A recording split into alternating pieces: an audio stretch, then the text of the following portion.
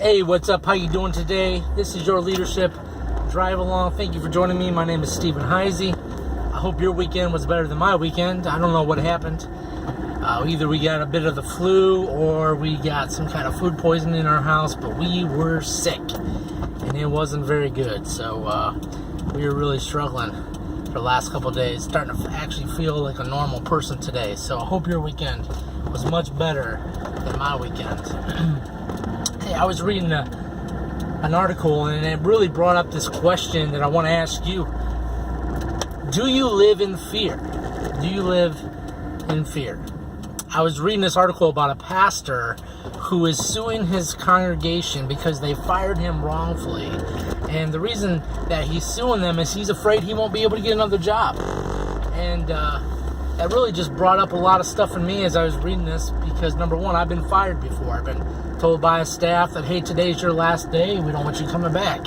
And that was hurtful, and I didn't enjoy that at all. That wasn't fun. But in fact, nothing in my life has changed. I'm still doing the exact same stuff that I felt like I was called to do way back then. But they didn't understand, and there's a whole different deal, and it wasn't fun at all. So here's the thing about this. Are you a pastor or a ministry leader because that's what you went to school for? Or are you a pastor or a ministry leader because God has called you? So it's a different kind of a lifestyle. It's a different kind of way of living if that's how you view life, right? And so I want you, if you're a ministry leader, if you're a pastor, to stop living in fear.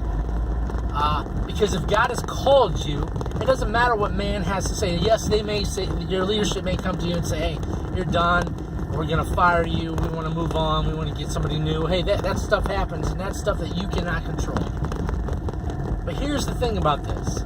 You cannot live in fear based on what people are going to do and based on what they're not going to do. Too many pastors I know of said, hey, I would love to try something new. I would love to do whatever. Or God is even telling me to do X, Y, and Z, but I'm afraid to do it because my leadership's not behind it. And so I want to challenge you to stop living in fear. If God has called you, yes, you may lose your job, but God will help you find another job, and you will still be doing what God has called you to do somewhere else. Who you are and the purpose of your life doesn't change based on whether people agree with you or not. Who you are and the purpose of your life stays the same because God has called you. So stop living in fear and stop worrying about what these people are going to do and stop basically bowing down to them.